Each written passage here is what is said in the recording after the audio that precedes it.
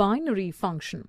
A binary operation star defined on a set B is a function star in which the Cartesian product of B and B gives B.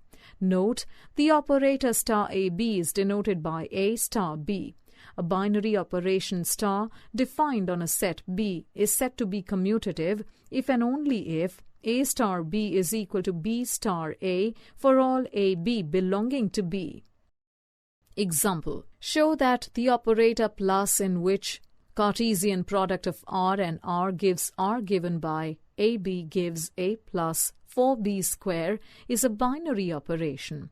Solution: since the operator plus carries each pair AB to a unique element A plus 4B square in R, consider A equal to 2, B equal to 3. So the pair 2, 3 is equal to 2 plus 4 times 3 square, finally, which gives 38, which is also belonging to R. So the operator plus is a binary operation on R.